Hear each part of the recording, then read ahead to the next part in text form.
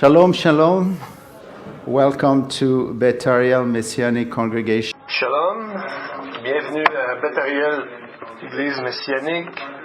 C'est notre prière que cette année à venir, qu'il y ait une grande croissance spirituelle pour chacun de nous, que nous soyons bénis de plusieurs bénédictions et que plusieurs âmes acceptent le Seigneur. On a besoin de ça parce que le Seigneur revient bientôt. Il va y avoir des cours d'hébreu qui vont commencer le 2 février. Vérifiez la date, je pense que c'est le 1er février, un samedi, avec Michael, mon fils, ça va être à 2h moins quart le samedi, ici à l'église. Il est en train de faire son doctorat et bientôt il va avoir un livre qui va sortir de ses études et on va pouvoir profiter de sa connaissance dans l'hébreu et dans l'araméen. Il faut s'enregistrer et donc il va y avoir une liste pour mettre votre nom, ceux qui veulent prendre le cours. Beaucoup de choses sont arrivées, beaucoup d'événements qui nous montrent que c'est pas très bon ce qui se passe dans le monde. Avant hier, les États-Unis ont fait qu'un grand général a été tué, M. Qassem Soleimani. Cette action représente une escalade dans la tension entre le Moyen-Orient et notre monde ici. Et on voit que les gardes républicains de l'Iran ont crié vengeance contre les États-Unis et contre qui, devinez, comme d'habitude, contre Israël. Il y a toujours une guerre continue entre l'Iran et Israël. Juste, il n'y a pas longtemps, la semaine dernière, Israël a envoyé des missiles contre les forces iraniennes près de Damas. Plusieurs attaques comme ça qui ne sont pas vraiment connues aux nouvelles. Et on voit que ça fait 3 ans que ça dure, ces choses-là. Selon un journal en Israël qui s'appelle Israël Yahom, en 2017-2018 seulement, Israël a fait plus de 1000 différentes actions contre les Iraniens dans le secteur du Nord. Les ennemis de toujours, c'est l'Iran et la Russie contre Israël maintenant. La semaine passée, c'est dit que la Russie a des armes nucléaires qui peuvent voyager 27 fois la vitesse de la lumière, imaginez, et qui peut faire beaucoup de dégâts. Ça pèse jusqu'à 2 mégatonnes. Donc c'est 80 fois plus gros que la bombe d'Hiroshima qui a détruit à peu près 125 000 personnes. Est-ce qu'on va saluer la grandeur de l'intelligence de l'homme? Pas vraiment, parce que c'est pour la guerre. Nous savons que dans le temps de Dieu, c'est ce que chez les autres va arriver, mais Dieu va protéger ses enfants. On voit que la guerre de Gog et Magog arrive bientôt. Mais à travers ça, nous voyons dans le livre de Zacharie et plusieurs prophéties, on voit qu'on peut retrouver confort et assurance dans notre Dieu. Il y a beaucoup d'attaques contre les Juifs. L'antisémitisme est en croissance dans beaucoup d'endroits dans le monde. Je ne sais pas si vous avez entendu que dans le temps de Hanouka, il y avait un homme qui est entré avec une machette dans une maison où il y avait un rabbin qui enseignait à New York et il a attaqué des gens. Il y a 5 personnes qui se sont retrouvées à l'hôpital. Le 23 décembre, il y a un homme âgé qui a été attaqué par plusieurs propos racistes et beaucoup de gens qui se font attaquer, même des enfants qui ont été attaqués dans une bâtisse résidentielle. Et à chaque jour, pendant 8 jours, il y a eu 8 attaques pendant 8 jours, chaque jour comme ça. Et ça n'a pas arrêté pendant longtemps dans le temps des fêtes. Donc on voit que ces choses-là sont tellement de notre présent aujourd'hui, qu'on va voir que Zacharie, les prophètes, les prophéties de Zacharie vont nous parler de beaucoup d'éléments qui ressemblent à ce qui se passe maintenant. Donc, on va commencer le livre de Zacharie ce matin pour les prochaines semaines. Et on va ouvrir notre livre dans Zacharie, qui est une espèce de voyage à travers le temps. Parce que dans ce livre-là, le présent, le passé, le futur se mélangent souvent rapidement, même parfois dans la même histoire, dans la même scène. Les trois se passent, le présent, le passé, le futur. Donc c'est vraiment ensemble. Et on voit que dans toutes sortes de formes, que quoi qu'il arrive dans notre vie et dans le monde politique, le monde sur la planète, Dieu est toujours au contrôle. Et nous allons voir dans les futurs événements, ça ressemble beaucoup à notre situation actuelle et nos problèmes actuels. Ce livre nous parle aujourd'hui, présentement. En fait,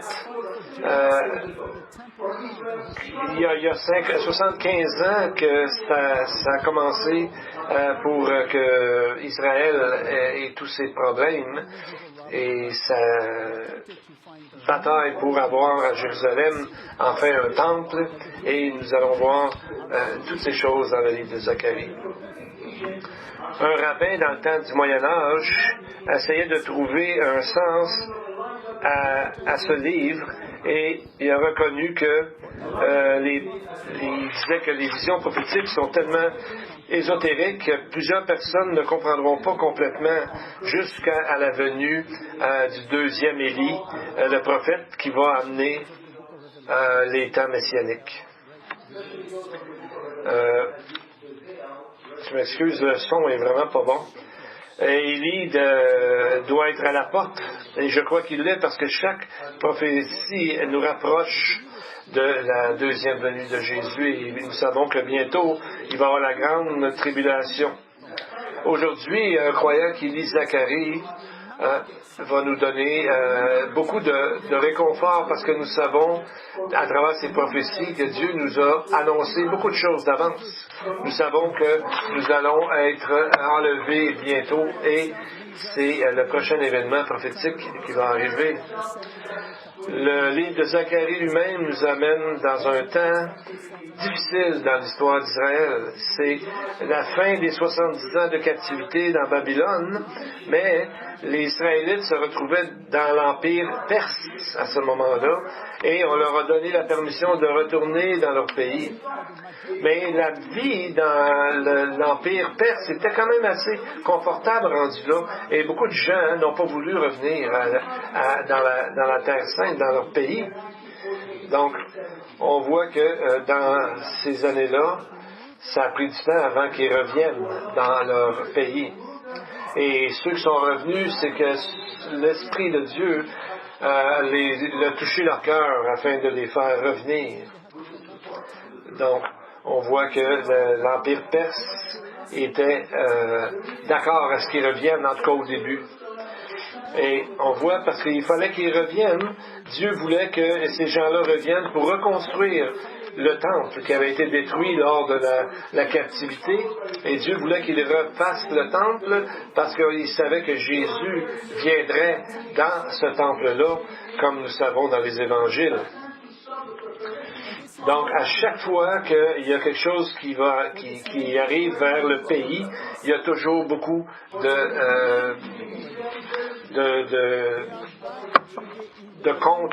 choses qui arrivent contre, parce que nous savons qu'il y a une bataille spirituelle là-dedans. Donc, on voit que Zacharie devient très contemporain lorsqu'on regarde ça maintenant. Donc, de la même façon, il faut que le temple, il y ait un autre temple qui soit construit pour le deuxième retour de Jésus qui viendra à ce moment-là. Car les Juifs se préparent déjà à reconstruire encore un autre temple. Le Messie lui-même, on va voir dans le livre de Zacharie qu'il apparaît, même dans la première vision qu'on va étudier ce matin, Zacharie nous parle des deux venues de Jésus, de la première venue et la deuxième, lorsqu'il nous parle qu'il va être assis, par exemple, sur le dos d'un ânesse. C'est lui que, aussi dans Zacharie qu'on voit, en plus de l'entrée triomphale sur un ânesse, on voit que le prophète, c'est lui aussi qui nous dit qu'ils vont vendre le Messie pour 30 pièces d'argent. Et c'est exactement ce que Judas Iscariote a reçu comme salaire de son péché. Donc, on voit que le livre parle du Messie comme une branche. Le mot en hébreu, c'est tsema. Pas juste une branche comme telle, mais juste un bourgeon. Un bourgeon qui va sortir et qui va devenir plus grand. Mais Zacharie, celui qui nous parle de la deuxième venue, quand Jésus va apparaître et ils vont voir celui qu'ils avaient percé. Et ils vont être tristes, ils vont pleurer sur leurs actions passées. Et ils vont le reconnaître. Et à ce moment-là, toute la nation va le reconnaître et ils vont devenir, comme d'autres textes nous disent, tout Israël sera sauvé. Et c'est à ce moment-là qu'on peut voir que cela arrivera quand ils se tourneront enfin, toute la nation, vers leur Dieu. Après plusieurs problèmes qui vont arriver et ils vont se retourner vers leur Dieu enfin. Donc, on voit que dans ces livres de Zacharie, on voit qu'il ouvre vraiment une grande prophétie qui va nous parler et qui va nous montrer que nos problèmes sont toujours plus faciles lorsqu'on regarde le futur et tout le réconfort et toutes les promesses que Dieu nous a données. Donc, ça peut vraiment nous aider à passer à travers des problèmes dans notre vie. Donc, ça nous rappelle toujours que de ce monde dans lequel on vit, qui est difficile, et même on pourrait dire de plus en plus difficile dans beaucoup de parties du monde, que Dieu est là au contrôle et qui va avoir la victoire finale, toujours. Donc, ça nous donne un espoir. Donc, commençons par lire le premier verset de Zacharie 1, verset 1.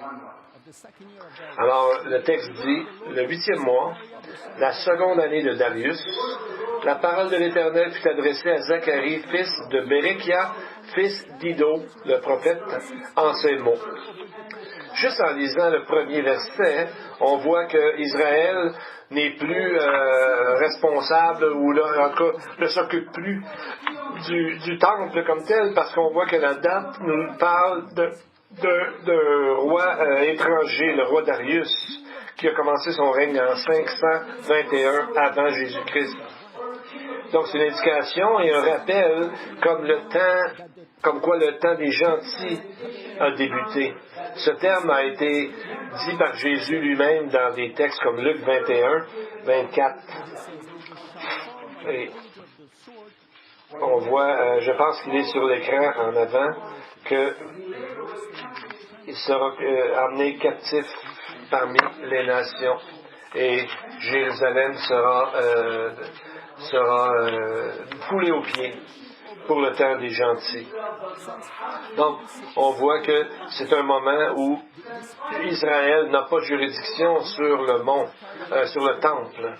Et on voit que c'est à ce moment-là que, depuis 588 avant Jésus-Christ, c'est là que Israël a perdu sa souveraineté sur cet endroit-là. C'est pas complètement à lui. Maintenant, il y a les Jordaniens qui sont là. Voyez-vous ici l'image? C'est un rappel constant que nous sommes dans le temps des gentils, parce que c'est pas supposé avoir deux temples sur le même endroit. Donc, on voit que Dieu, ça ne le dérange pas vraiment, parce qu'il est en contrôle. C'est lui qui dirige tous les événements pour arriver jusqu'à son deuxième retour. Vous savez, il y a une ironie là-dedans, parce qu'on compte nos jours et nos années sur la base de quoi? Sur la naissance de Jésus-Christ. Donc, on dit que ça fait 2020 ans à peu près Donc, c'est l'ironie de voir que, dans le fond, de toute façon, Dieu est au contrôle de tout. Et tous les gens qui ont étudié le message de Zacharie s'aperçoivent qu'il y a un message d'espoir là-dedans. Zacharie est composé de deux mots, Zachar et Jéhovah, Yahweh. Alors, si on les met ensemble, ça veut dire souvenu de la part de Dieu. Et Berekia est composé de deux mots, Barak, qui veut dire de bénir, et Yahweh encore, donc on pourrait dire, en les mettant ensemble, Yahweh béni, Dieu béni. Et Ido, c'est un mot qui a un rapport avec un concept de temps. Le mot Ada, qui parle par exemple, qui est souvent traduit comme perpétuité, sans fin et même éternité. Donc les trois noms ensemble, c'est comme si ça nous disait le verset 1, Dieu se rappelle et va bénir au moment opportun qu'il a choisi. Donc, c'est le nom de Dieu qui est écrit avec le Yud He Vav Ve, c'est le YHVH. Il y a un rabbin qui a dit, mais le Yud, c'est la 10e lettre de l'alphabet. 10, c'est le nombre de la perfection divine. Et le H est la 5e lettre. 5 est le nombre de la grâce. Donc, ensemble, nous avons Dieu qui agit à son temps parfait, opportun, à partir de sa grâce, pour amener à la venue de son Fils. Donc, quand on met les trois noms ensemble, ça nous montre la généalogie de Zacharie, qui est un sacrificateur. Donc, un peu comme dans Ido, et de Zacharie, on voit au verset 17 et dans Luc 1,5, on voit que c'est un autre Zacharie, on voit aussi le père de Jean le Baptiste, mais il appartenait à cette même famille de sacrificateurs. Comme Jérémie, qui aussi était appelé le souverain sacrificateur. Et c'est lui qui a prophétisé à propos de la destruction du temple en 586 avant Jésus-Christ. Comme Ézéchiel avant lui, le prêtre qui était aussi un prophète, le sacrificateur qui était aussi un prophète, qui a prophétisé à propos du temple messianique. Et un peu plus tard, on voit Jean le Baptiste qui, après lui, a préparé la première venue de Jésus-Christ. Donc, Zacharie, le prêtre, le sacrificateur, ici, parle à propos de la construction d'un autre temple.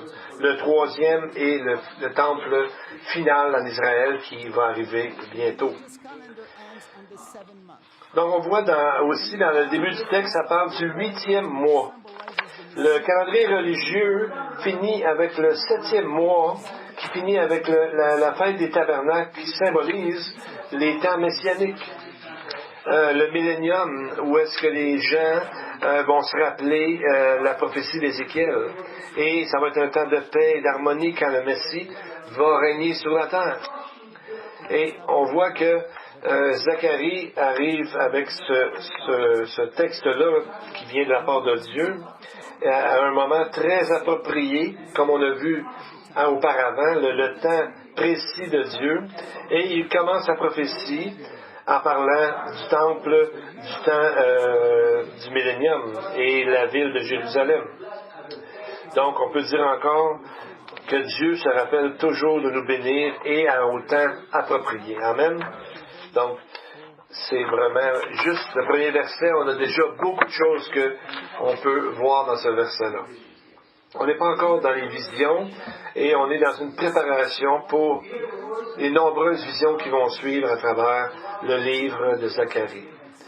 Voici un texte qui parle très fort à Israël aujourd'hui et on va lire ça, versets 2 à 6.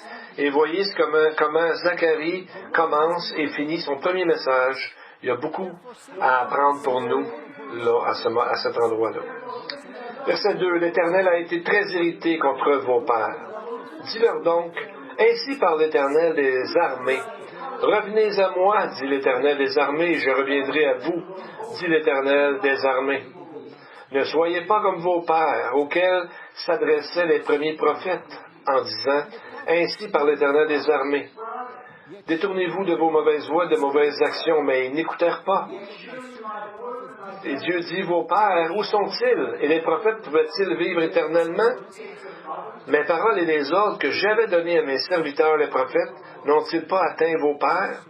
Ils sont retournés, ils ont dit, l'Éternel des armées nous a traités comme il avait résolu de le faire, selon nos voies et selon nos actions. On va essayer de voir dans ces versets-là la profondeur de ce message. Premièrement, le Seigneur a été très irrité, l'Éternel a été très irrité contre vos pères.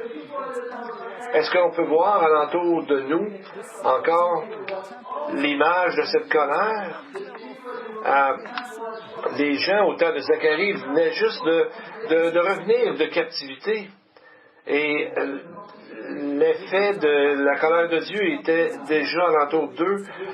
Suite à ça aussi, la ville est en ruine, le temple est en ruine, et tous les voisins d'Israël les haïssaient de façon incompréhensible. Ils n'ont rien fait de spécial, mais est-ce que ce n'est pas la même chose aujourd'hui?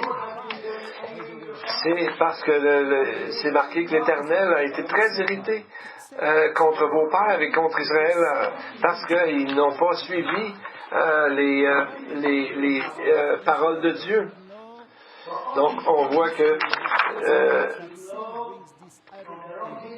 Israël devrait savoir de faire sa propre histoire, que les problèmes qui arrivent sont la plupart du temps dus à leur manque d'écoute envers leur propre Dieu. Donc, comme Daniel avait lu, le prophète Jérémie, puis on voit au chapitre 9 du livre de Daniel qu'il confesse les péchés de son peuple et il s'inclut là-dedans, comme on l'a déjà vu dans une autre étude. Donc, on voit comment Dieu est patient dans l'histoire et continue à être patient et jusqu'à temps que les gens finissent par écouter. Et on va voir ce que Dieu dit à Israël encore aujourd'hui et par extension ce qu'il nous dit à nous autres croyants qui parfois s'éloignent de l'Éternel. L'Éternel des armées dit, « Revenez à moi, dit l'Éternel des armées, je reviendrai à vous, dit l'Éternel des armées. » Revenez à moi. Savez-vous combien de fois Dieu dit ça? 4 fois. Donc, on voit que les Israélites ont retourné dans leur terre, dans leur pays physiquement, mais leur cœur est encore éloigné de Dieu.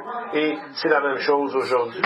Donc, c'est de retourner, pas seulement physiquement, mais de retourner spirituellement, mentalement, psychologiquement, au complet finalement. C'est ce que Dieu nous demande à nous aussi aujourd'hui. Donc, Dieu ne forcera jamais personne.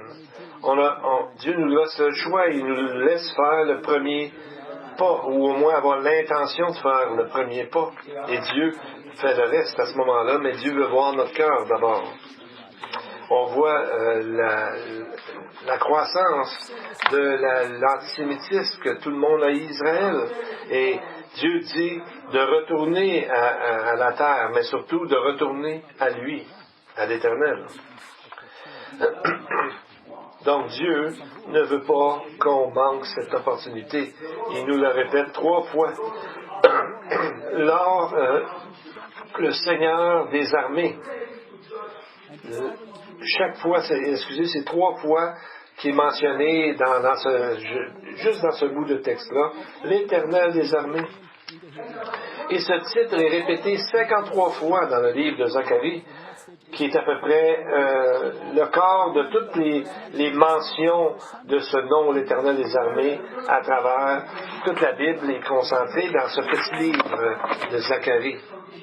Donc, nous rappelons que la première fois que ce nom a été mentionné, c'était dans 1 Samuel, en relation avec le tabernacle qui était sans vraiment spirituellement puissance à cause de Élie et de ses fils. Et c'est Anna qui avait mentionné ce nom, l'Éternel des armées. Et voyez Le verset 4, le conseil précieux de Dieu lui-même qui dit « Ne soyez pas comme vos pères auxquels s'adressaient les premiers prophètes. » Comment savons-nous qu'est-ce que Dieu a dit aux prophètes et au peuple d'Israël? Dieu leur avait dit « Ainsi parle l'Éternel des armées, détournez-vous de vos mauvaises voies, de vos mauvaises actions. » Mais ils n'écoutèrent pas, ils ne firent pas attention à moi, dit l'Éternel. Donc, ils n'ont pas fait attention à se purifier intérieurement. Ils n'ont pas juste retourné dans un pays ou de façon superficielle. Donc, c'est à ce moment-là où Dieu leur demande deux questions. Vos pères, où sont-ils? Et les prophètes, est-ce qu'ils sont encore vivants? Est-ce qu'ils vivent pour toujours? Vos pères, où sont-ils? Ils devaient répondre à cette question parce que leur état présent était parce que leurs pères n'ont pas fait attention, n'ont pas mis en pratique les mots que Dieu leur disait, les avait avertis de suivre. Et les prophètes, est-ce qu'ils peuvent vivre éternellement? Ça vient nous dire que Dieu ne sera pas disponible toujours et tout le temps. Il y a un moment où ça va cesser. Les prophètes ne vivent pas éternellement, mais notre réponse à leur prophétie, à leurs mots, à leurs conseils, à leurs avertissements, ils seront toujours là parce que la Bible va toujours demeurer. Et la patience de Dieu est très longue, mais elle n'est pas éternelle. C'est là le message. Il y a un jour où Dieu va arrêter tout ça. Et il y a deux prophètes qui sont contemporains aussi de Zacharie, c'est Agé et Malachie, qui étaient les derniers prophètes qu'on voit dans l'Ancien Testament. Et c'est comme si Dieu disait, avez-vous entendu leur message à eux autres aussi? Et c'est ce que Dieu dit. Dieu dit, cependant mes paroles et les ordres que j'avais donnés à mes serviteurs, les prophètes n'ont-ils pas atteint vos pères? Ils se sont retournés et ils ont dit, l'Éternel des armées nous a traités comme il avait résolu de faire, selon nos voies et nos actions, au verset 6. On voit, il dit mes mots, mes statuts. Donc mes mots sont vrais aussi pour aujourd'hui. C'est pour ça que la parole dit que toute la parole doit être sans enlever rien, sans rajouter rien non plus. C'est la parole de Dieu. Donc les mots, c'est tout ce qui est contenu dans l'Ancien Testament. Et c'est ce que Dieu dit, tout ce qui est dans l'Ancien Testament, cela ne peut pas être changé. Et Dieu dit qu'il ne fait rien à moins d'en parler à ses prophètes. Donc, il annonce d'avance ce qui va arriver à son peuple. C'est ce que Dieu dit dans Amos 3, verset 7. Donc, aujourd'hui, il y a encore 16 prophètes qui nous parlent encore. Lorsqu'on voit tous ces livres dans l'Ancien Testament. Est-ce que tu as un Ancien Testament à la maison? Est-ce que tu lis la parole de Dieu? Et est-ce que tu laisses Dieu te parler pour te bénir? Donc, on voit après ces mots-là, quelque chose de grand arrive dans Zacharie. Les gens se sont repentis et ont continué leur travail après avoir confessé leurs péchés. C'était les gens les plus nobles d'Israël qui ont été, dans le fond, nobles dans le sens que Dieu, à travers l'Esprit, leur a parlé dans leur esprit et afin qu'ils se repentent et retournent au pays. Et là, ils se sont repentis, c'est là qu'ils ont dit, l'Éternel des armées, ils reconnaissent ceci, l'Éternel des armées nous a traités comme il avait résolu de le faire, selon nos voies et nos actions. Et c'est toujours comme ça que ça commence, lorsqu'on est dans le problème, lorsqu'on confesse et qu'on se repent, comme un Jean 1,9, je pense, 1,8 et 9 dit, c'est la même chose, c'est qu'à ce moment-là que ça commence à bouger positivement envers le Seigneur. Donc on voit qu'ils n'ont pas commencé à accuser tous les autres alentours, mais ils ont compris le message que si ils étaient dans tel état, c'est leur action qui les a amenés là et pas la faute aux autres alentours. Donc, on voit aussi dans d'autres livres comme le Targum, qui est dans le fond, c'est une traduction de la Bible en araméen. C'est ça qui est un Targum dans le fond. Et on va voir par exemple au verset 3, et on va voir dans les minutes qui suivent différentes références avec le Targum. Le texte qu'on a lu, l'Éternel des armées dit « Revenez à moi ». Pour traduire le verset 3, Revenez à moi, dit l'Éternel des armées, et je reviendrai à vous, dit l'Éternel des armées. Je retournerai, et à ce moment-là, il traduisait Memra, qui est c'est un peu une façon de dire l'ange de l'Éternel, une personne de la Trinité. Donc, le mot Memra, c'est le mot finalement en araméen.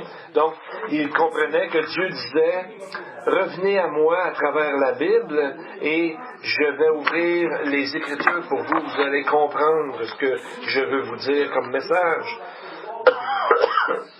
Pardon.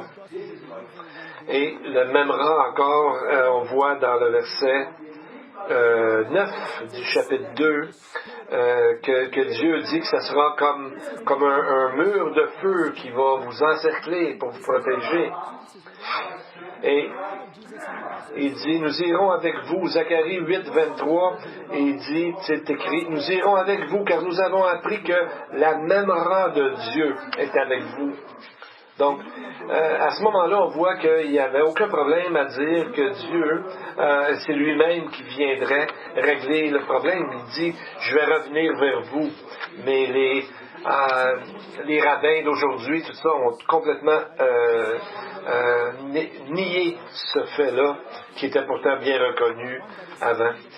Moi, j'aime beaucoup voir des Bibles qui sont toutes usées, parce que la Bible est toute en train de tomber en morceaux, ça veut probablement dire que cette personne-là n'est pas en train de tomber en morceaux, parce qu'elle est solide dans son écriture, elle est en train d'utiliser sa Bible.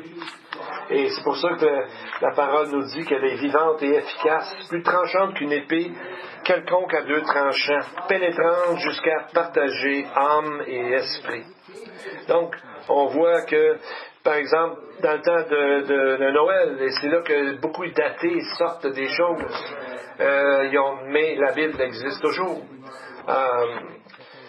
On voit que je vous donne une illustration d'un monsieur qui s'appelait Vido Nati, qui était un étudiant à Barcelone, en Espagne, qui travaillait sur sa thèse pour devenir docteur.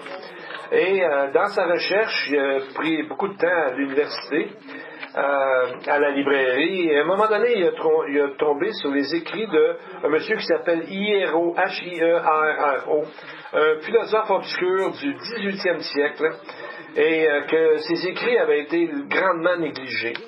Et à un moment donné, il a trouvé dans le livre, en lisant, en étudiant ce livre-là, il y avait un testament, et il disait que la première personne qui étudierait vraiment son livre aurait l'argent qu'il avait à sa mort. Donc c'est un vrai testament. Et la cour en Espagne a statué que c'était un bon document, et ce monsieur-là a eu à peu près $250 000, et c'est beaucoup dans les années 1800-1900, voyez-vous. Et la parole dit dans Éphésiens 1:3, « Béni soit Dieu le Père de notre Seigneur Jésus-Christ, qui nous a bénis de toutes sortes de bénédictions spirituelles dans les lieux célestes en Christ. » Donc Dieu est prêt à nous bénir dans toutes sortes de bénédictions spirituelles qu'on ne peut même pas imaginer, et il est prêt à le faire dès maintenant. Mais il y a quand même certaines conditions à faire, et c'est ce que Dieu nous dit très clairement dans sa parole. Il dit, par exemple, Jacques, il dit, « Approchez-vous de Dieu, il s'approchera de vous. » Voyez-vous, ça ressemble au texte qu'on a vu. Et Jacques va un peu plus loin en nous disant comment on peut faire ça. versets 7 et 8 du chapitre 4. « Soumettez-vous donc à Dieu, résistez au diable et il fuira loin de vous. Approchez-vous de Dieu et il s'approchera de vous. » Voyez-vous le même genre de texte. « Nettoyez vos mains, pécheurs, purifiez vos cœurs, hommes irrésolus. » Jacques pouvait dire ça. Et voit, quelle est la première étape pour combattre le mal en nous et le mal à l'extérieur? De se soumettre d'abord à Dieu. C'est un terme militaire qui veut dire de s'aligner sous une autorité. Donc, de prendre sur nous, de se soumettre à cette autorité-là. Le mot se soumettre en grec, c'est hypotasso, composé de deux mots, hypo, qui veut dire en dessous, et tasso, qui veut dire que de se soumettre volontairement. Donc, c'est quelque chose qui est toujours à refaire, toujours et toujours. Imaginez une armée que chaque soldat fait ce qu'il veut. Ça ira mal. On dit que c'est la discipline militaire qui fait la différence entre une émeute, entre des gens dans une émeute, et une armée. Avec la discipline et la soumission, deux choses qui sont demandées pour nous, c'est de nettoyer nos mains et nettoyer nos cœurs. Donc, on voit que c'est un peu une image du temple où, avant chaque sacrifice, il devait vraiment se nettoyer toujours pour présenter quelque chose de correct devant Dieu. Donc, on voit que on va aller voir les premières. C'est une première de 8 visions que Zacharie va avoir dans les premiers 6 chapitres dans une seule occasion. Donc, j'imagine que Zacharie a dû avoir une longue nuit de visions et qu'il n'a pas dormi beaucoup. Il y a des visions apocalyptiques qui parlent de la fin du monde. Donc, on va voir que c'est des textes qui sont parfois qui semblent difficiles à comprendre, mais on part du principe que la Bible s'interprète d'abord par elle-même. Il y a beaucoup d'allégories, de symboles et d'images, mais on les trouve ailleurs dans la parole. Et donc, on se rappelle ce que Pierre a dit dans 2 Pierre 1:20, sachant tout d'abord qu'aucune prophétie de l'Écriture ne peut être un objet d'interprétation particulière, ou en voulant dire en dehors de tout ce que les autres ont déjà dit. J'aimerais que plusieurs comprennent que la Bible n'est pas une question d'interprétation personnelle, de dire « moi je pense que ça dit ça », mais la Bible doit s'interpréter par elle-même, par d'autres passages. Donc, les conclusions devraient être soutenues, supportées par d'autres passages qui ont un même genre de contexte, un même genre de message. Pardon. Et probablement qu'on ne comprendra pas tout ce qu'il y a dans ce livre-là. Il y a des parties, je crois, qui vont être exprès pour ceux qui vont vivre dans la grande tribulation, spécialement pour les 144 000 qui vont annoncer la parole de Dieu à la planète entière. Et là, on va voir qu'il y a un endroit ici qu'on va commencer par le texte, en parler d'un ange particulier, et qu'on voit que Zacharie, lorsqu'il parle de ces visions-là, on dirait qu'il il se sent vraiment à la maison. On ne parle pas qu'il y a peur ou qu'il y a de la crainte, quoi que ce soit, et même, il va poser plusieurs questions à certains moments. Donc, c'est comme s'il faisait un voyage au ciel, et on va faire le voyage avec lui. Et donc, c'est comme un preview, un aperçu de ce qu'on va voir au ciel un petit peu. Et on va commencer par ce matin, la première vision, et qui commence de la même façon que le livre a commencé. Et on va lire le verset 7. Le 24e jour du 11e mois, qui est le mois de Shebat, la seconde année de Darius, la parole de l'Éternel fut adressée à Zacharie, fils de Berekia, fils d'Ido, le prophète en ces mots. C'est comme une deuxième répétition, comme pour mettre une emphase sur quelque chose de particulier. Probablement que c'est pour montrer qu'après qu'il y a eu une repentance, au premier message, il y a quelque chose qui arrive. Pas de repentance, oubliez ça, il n'y a rien qui va aller plus loin. Mais on voit qu'il y a une répétition c'est comme un nouveau départ à ce moment-là, après une repentance sincère et honnête. David avait compris ça, il le dit au psaume 32, verset 3. « Tant que je me suis tu, mes os se consumaient, je gémissais toute la journée. » Donc, le péché empêche le déversement de bénédictions sur nous. Et David a reconnu ça, et finalement il a dit à Dieu, il a reconnu, il a confessé son péché, et par la suite, un peu plus loin, au verset 5 et au verset 7, il dit à Dieu, « Tu es un asile pour moi, un abri, tu me garantis de la détresse, tu m'entoures de champs de délivrance. » Et c'est là qu'on voit que Zacharie commence des visions de délivrance pour le peuple. Et on voit que le 24e jour du 11e mois, et on voit que Agé a parlé aussi du 24e et du 6e et du 9e mois. Et c'était au 24e jour que Esdras a amené le peuple à écouter la parole de Dieu et de confesser leurs péchés et d'adorer Dieu. Donc on voit, il y a quelque chose d'important avec le 24e jour. Et on voit le 11e mois, l'importance. On peut regarder ça, c'est qu'en regardant à travers les Écritures, la dernière fois que nous avons lu à propos d'un 11e mois, c'était dans le Deutéronome. Exactement au moment que les géants ont été tués. Les géants Sion, roi des Amoréens, Og, le roi de Bashan, et que Israël était juste en train de pouvoir entrer dans la terre promise. On voit que c'était dans la 40e année, dans le 11e mois. On voit ça dans le livre de Deutéronome, chapitre 1, verset 3. Donc, c'est comme un symbole d'une nouvelle ère, d'une nouvelle époque, une nouvelle période qui commençait à ce moment-là. En plus, le mot Sheba en hébreu veut signifier tribu. Donc on voit que c'est comme si Dieu parlait de ces tribus qui vont retourner dans le pays. Et c'est comme ça que ce livre-là commence. On n'a presque plus de temps, mais je veux parler un peu de la vision qu'on va revoir aussi plus tard, versets 8 à 12. Pardon. Je regardais pendant la nuit, et voici un homme était monté sur un cheval roux, et se tenait parmi des myrtes dans un lieu ombragé.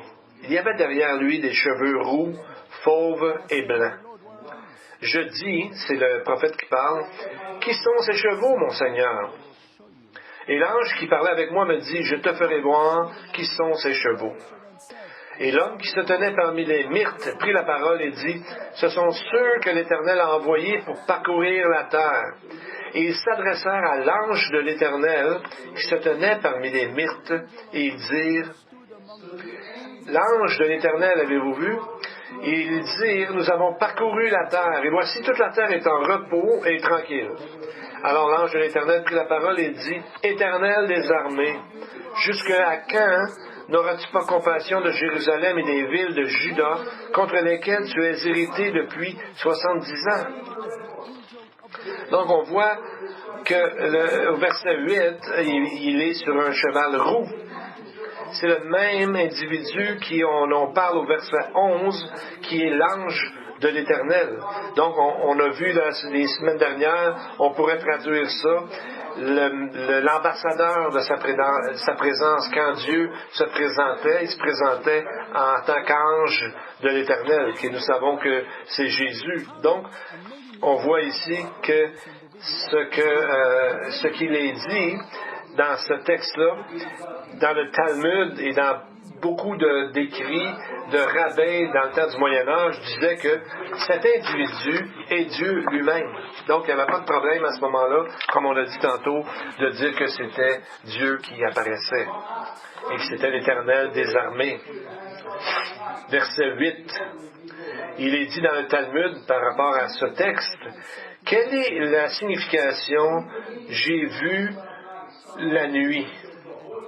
Et quelqu'un a dit « l'Éternel, celui qui est très saint, qu'il soit béni, et veut tourner tout le monde entier dans la nuit. » Et parce qu'il va y avoir des tribulations, il va y avoir des problèmes. Et l'homme qui, dans le texte, il est dit, celui qui était sur le cheval, c'est l'Éternel qui soit béni, car on dit que l'Éternel est un homme de guerre. Le Seigneur, l'Éternel des armées, est son nom. Exode 15, verset 3. Donc, on voit que c'est Jésus au milieu de la nation qui pleure pour Israël et qui souffre pour Israël et qui demande à Dieu de prendre attention à son peuple et de bénir son peuple. Et on voit que c'est pas le cheval blanc que l'Antichrist va arriver avec une fausse paix, l'image qu'on voit dans l'Apocalypse. Et c'est pas ça, mais on voit que l'ange de l'Éternel est sur un cheval roux et qu'on voit que c'est pas le même et qu'il est là pour justement nous enseigner par rapport à sa venue aussi. Et quand les anges disent qu'ils sont allés parcourir toute la terre et qu'ils ont trouvé qu'elle était en paix et tranquille, dans le fond, ça veut dire qu'il n'y a pas qu'il est tranquille et que la paix règne. Ça veut dire que comment les nations peuvent être en paix alors que la cité de Dieu est en ruine. Et qu'est-ce que le peuple fait? On voit ça dans d'autres prophètes qui, au lieu de reconstruire le temple comme il faut, prenaient plutôt soin de leur maison et de leur bien personnel que de penser à la parole de Dieu et au temple. Et on va voir qu'est-ce que représentent les myrtes et toutes ces choses-là. On va voir dans les prochaines études tout ce qui va arriver. Et c'est qu'on voit que tout ce qui arrive dans la politique, Dieu est au courant et Dieu a ça à cœur. Et parce qu'il y a encore beaucoup de gens qui considèrent Jésus comme un petit Jésus dans la crèche, pas vraiment puissant, pas vraiment fort. Mais on voit que ce n'est pas ça que la Bible nous enseigne. Pour terminer, en conclusion, on peut se rappeler que les premiers mots de Dieu étaient que Dieu était très irrité contre les pères. Une étude de l'histoire montre que les grandes civilisations du monde demeurent à peu près 200 ans et ensuite se mettre à être en décadence et à disparaître. On dit qu'ils partent premièrement de l'esclavage à une foi spirituelle, courage, la paix, l'abondance, la liberté, et ensuite ça devient l'apathie, la dépendance, l'esclavage, et le cycle recommence toujours. Avinu Malkeinu, our Lord and our King, we ask you now to give us all of your Ruach HaKodesh, all of your Spirit, and to give it continually that we may awaken, enlighten, and encourage, and enable us to dare to take the small and large steps of moving out of the comfort with which we can comfort each other and into hope in you. Turn us away towards you. Do not allow us to hide from you. Do not let us do anything without you. Show us how glorious you are, how glorious it is to trust you and to obey. You are glorified. You who make us free in Yeshua Mashiach, your Son, by confessing and standing on this, that our hope is in you. B'Shem Yeshua Mashiach. Amen, amen. The congregation, the Lord bless you and keep you. The Lord make his face shine upon you and be gracious to you. The Lord lift up his countenance upon you and give you peace. Amen, amen. May the Lord bless you all.